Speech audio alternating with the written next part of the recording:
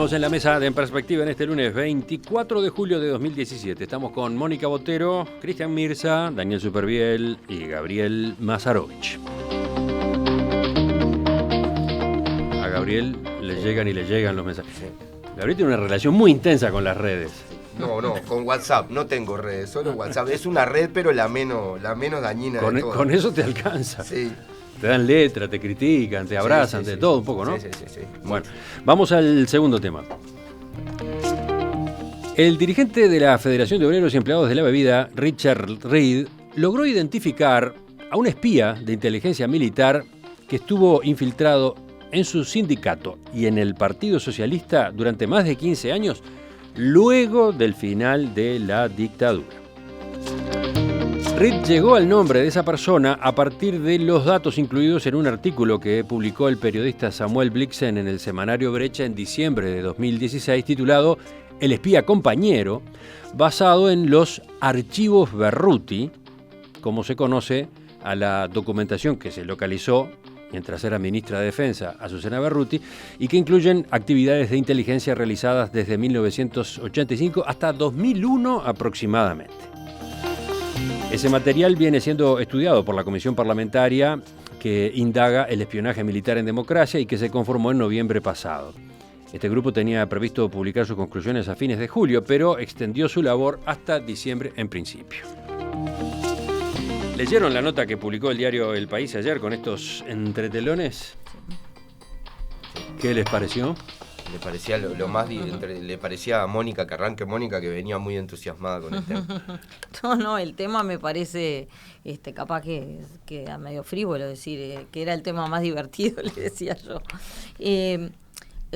Realmente puede ser un escándalo para muchos, me imagino cómo se habrá sentido Reed y lo entiendo, y también Lalo Fernández, porque el hombre estuvo con él en el Partido Socialista. Los dos tuvieron una relación muy cercana con este hombre y quedaron duros cuando se enteraron de que había sido durante esos años alguien que estaba trabajando para la inteligencia militar, esa inteligencia militar irregular o inexplicable en años de democracia, ¿no? Eso es lo que me sorprende de la sorpresa que ha generado. Creo que todos partimos de la base de que en democracia, en cualquier democracia, en este país y en muchos otros, los servicios de inteligencia operan en lugares sensibles políticamente o incluso en centros económicos, porque las inteligencias militares son así, y creo que además generalmente hay por lo menos dos planos: un plano oficial donde están los papeles y uno sabe más o menos lo que se hace y qué es lo que está dentro de la legalidad, y después hay otra inteligencia que puede ser militar o policial según el país, según la historia, que opera y todos deberíamos saber que opera. Las películas lo muestran. Claro, en cualquier país, incluso los más desarrollados, eso existe.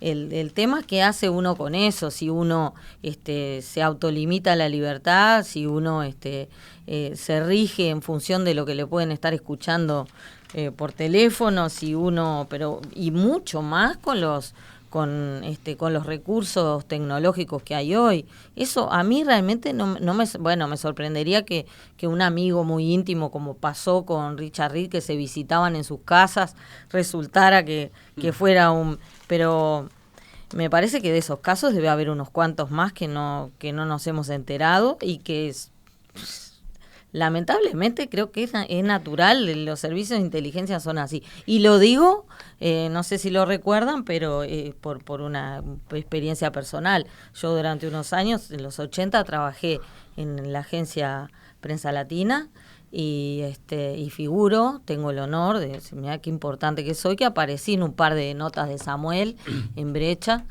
donde parece que me sacaban fotos, tenía hasta un código, un número y una letrita, me encantó. En un momento lo había anotado para jugarle algún número en la lotería, después me olvidé del número, porque parece que me han sacado fotos de todas cosas intrascendentes que no han tenido ninguna consecuencia después. Porque Lalo Fernández, si vos mirás qué pasó con este hombre que estuvo ahí metido, en qué cambió, qué hizo, provocó algunas discusioncitas más, hacía pelearse a facciones dentro del Partido Socialista, pero en qué otra cosa cambiaron Lalo Fernández, dirigente del Partido Socialista, dice en la nota de ayer del País: cuando me enteré, porque se enteró hace poco de que esta persona en realidad había sido una espía, cuando me enteré me quería morir, lo he llamado pero no tuve respuesta. ¿Qué buscaba? Éramos tan públicos, agrega, me cuesta entender qué hacía, ¿no? Porque no era que estuvieran operando en la clandestinidad estos partidos, ¿no? En cuanto al espionaje en regímenes democráticos, la responsabilidad le corresponde, es decir, la rendición de cuentas respecto a qué se hizo y por qué le corresponde a los que estaban al frente de los gobiernos democráticos en la época inmediata post-dictadura, colorados y blancos. En segundo lugar, que sí, que hay espionaje, sí, claro, en todo el mundo hay espionaje. Pero una cosa es espionaje policial para desbaratar redes de narcotráfico, redes de prostitución infantil, etcétera, y trata de blancas. Y otra cosa es hacer espionaje a organizaciones sociales, sindicatos, partidos políticos con intencionalidades que, como se dice acá, uno no alcanza a descubrir cuáles son, pero que en cualquier caso son absolutamente inadmisibles. Un espionaje, aclaremos que no se dirigía solamente a los sindicatos o a los partidos de izquierda, que podría pensarse, sí, no sé, eran obsesión de las Fuerzas Armadas saliendo como estábamos de la dictadura. No, iba bastante más allá. Por ejemplo, en 1987 el Departamento 3 despliega un plan de espionaje en torno a Wilson Ferreira Aldunate. Los infiltrados en el Partido Nacional detallan en los documentos sus opiniones sobre la ley de caducidad, el MLN, entre otros asuntos. O sea, estamos siguiendo a dirigentes blancos, ¿no? Sí. Leonardo Costa, Jorge Valle, Julio María Sanguinetti. Bueno, en la crisis bancaria del año 2002, a nuestro amigo hubo Leonardo seguimiento Costa. a funcionarios del gobierno del doctor Valle. Sí, pero por eso digo, ¿cuál es la finalidad? Es decir, no puede haber una autonomía tal del espionaje militar, ni tampoco del policial. No puede haber autonomía que me digan que no. Lo que pasa es que hay lobos solitarios, por ahí decía una nota periodística. Lobos solitarios, no, muchachos, no. Lobos solitarios, no. Acá hay espías, contraespías y toda esa farándula que ya conocemos, pero es una cuestión seria. Es decir, nosotros no podemos minimizar y decir, bueno, no, en fin, no pasó nada. Está bien, sí, no pasó nada, o sí pasaron cosas que de pronto nosotros no advertimos. Lo de los lobos solitarios lo dice José Bonilla, que fue jefe del Estado Mayor de la Defensa y coordinador de los servicios de inteligencia del Estado hace poco tiempo, ¿no? Rechazó que el espionaje haya sido una práctica normal de la inteligencia militar en democracia. La frase entrecomillada fue, hablando con Gerardo Tagliaferro en Montevideo Portal: no, mire, los hobbies son los hobbies. Siempre le voy a hablar con el corazón y con la verdad. Hay gente en inteligencia que, a pesar de que se retire, sigue alimentando su hobby porque es parte de su vida. Son lobos solitarios. Yo coincido con Bonilla. Que ese hobby existe. Pero cuesta atribuir toda esta actividad a hobby, la ¿no? hacen en torno a esas persecutas y a esas fantasías que se generan. Pero además me parece que la cuestión global, lo que yo pienso es que nosotros sabemos que para eso y para cosas muchísimo más graves como el tema de violaciones de los derechos humanos durante la dictadura, desde el comienzo de la democracia y sobre todo en los primeros años, hubo realidades paralelas.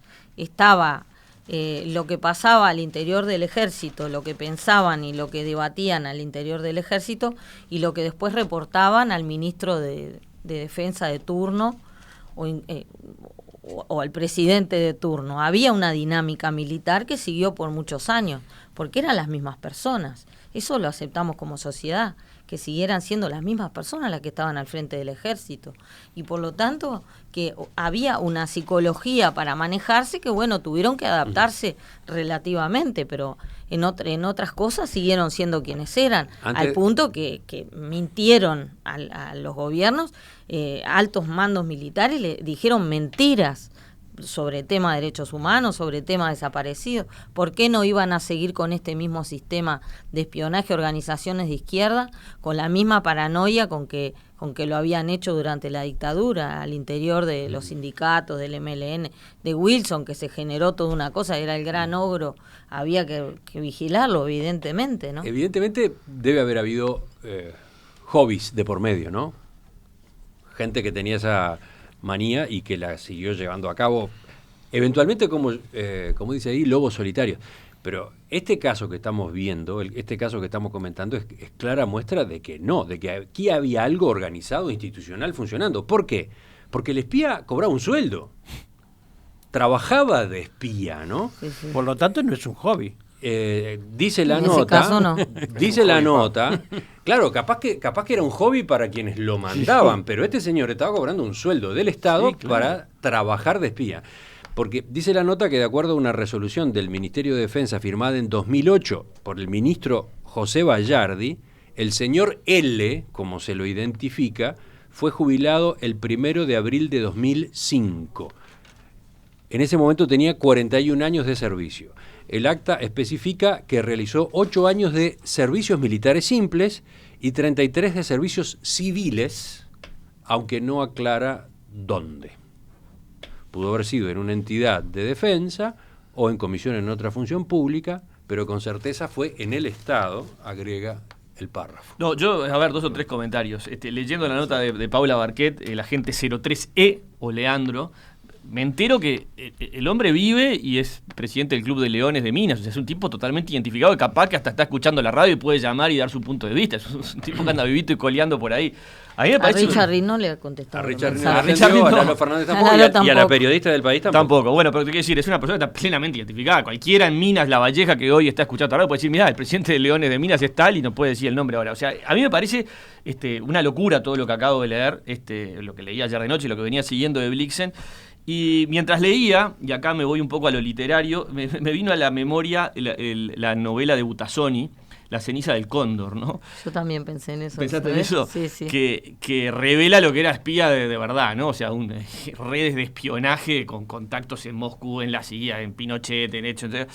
Y bueno, ver esto, espiando al buen tipo de Richard Reed, ¿no? En ese libro también el tipo actuaba, que además Sí, es se abrió basado en en un un personaje momento. real, actuaba también por su cuenta. En un momento Sí. se desenganchó y empezó a actuar solo. En todo caso, la otra reflexión que me queda, tenemos el archivo Castiglioni, el archivo Berruti. ¿Por qué no se abren todos esos archivos? ¿Por qué está sindicado quién puede leerlos? ¿Por qué está tan reservada esa información? ¿Por qué el MPP está ¿Por qué el MPP tan emocionado en frenar que eso cualquier no investigadora? se Son no se dudas que abra? me quedan, ¿no? Y es el resabio de ese pasado que no podemos dejar atrás como uruguayos, pero me llama profundamente la atención tanto celo en guardar esa información. E incluso, si ustedes leen lo que revela sobre Wilson, lo que se filtró, lo que ese tipo que se infiltró en el directorio del Partido Nacional a través de la lista de Juan Raúl Ferreira, lo que cita de Wilson, no lo deja muy bien parado Wilson. Tampoco. Entonces, yo no sé si ya no empieza a haber manipulación con esta información. Lo ideal sería libertad, abrir todo. Bien, este tema lo hemos abordado y por suerte lo vamos a abordar mucho más. Porque la primera consecuencia que tienen estas cloacas de la sociedad es el ocultamiento. Y durante muchos años, como dice Mónica, fruto de la impunidad, estuvieron ocultas. Vos decías esto y te trataban de que eras paranoico, de que eras... Nosotros cuando investigamos el caso Hellman, una de nuestras fuentes me llamó a mi celular. Yo atendí y me dice, está reunido en tal sala, están reunidos 3 personas y acabas de decir esto. Dejen de hablar porque los están grabando. 1999, ¿no? Entonces, en la redacción de La República que estábamos buscando a Macarena Hellman y a Simón Riquelo, con Roger. Entonces, lo que digo es, primero la impunidad, este señor Castiglioni era uno de los jefes del Foro Libertad y Concordia que amenazó periodistas, amenazó testigos, ¿no? Y que hizo una página web para otra que bullying, contra todo lo que estábamos denunciando los casos. O sea, no son cosas separadas, son los mismos, como dice Mónica. Y la impunidad de ayer es la impunidad de hoy. Primera cosa. Segunda cosa, tenían una cuestión ideológica centralizada, ¿no? O sea, hay un espionaje increíble de un comité de base de Malvin, del Frente Amplio que hizo una charla sobre Cuba en un comité de base en Malvin. Y un tipo fue y sacó toda la charla y además después siguió a la gente y puso la lista de autos de la gente cerca del año 1996. Una charla sobre Cuba en un comité de base en Malvin. Y además decía, y este tiene perfil marxista-leninista, textual. No sé cómo son los perfiles marxistas-leninistas, me va a mirar mejor al espejo. ¿Y por qué implican un peligro para la democracia uruguaya? Entonces, tercero, hay una cosa mucho más grave acá en estos archivos, que es una lista de por lo menos 30 agentes que cobraban sueldo de la embajada norteamericana y que le reportaban directamente a la CIA agentes nuestros, que ya era horrible que le pagáramos nosotros, a los que le pagaban los yanquis y le daban información sobre los partidos, el Estado y la economía uruguaya a los yanquis. Es muy bueno saber si eso sigue pasando en esta señora que habla tanto, la nueva embajadora que es tan simpática y habla tanto y hace foros. Y lo otro que termino con esto, que me parece que lo nuevo y muy importante, es que por lo menos por unanimidad el Parlamento uruguayo decidió hacer una investigadora. Por primera vez, todos estos archivos, que son casi 2 millones de copias, es una locura lo que hay para leer nomás. Por eso digo, los tiempos parlamentarios a veces de investigación son muy locos. Yo no sé cómo van a hacer solo para leer todo eso antes de diciembre. Y el otro está bajo reserva judicial, aunque ha salido parte de lo de Blixen, pero creo que hemos dado un paso muy importante que el sistema político uruguayo ya diga, vamos a investigar esto.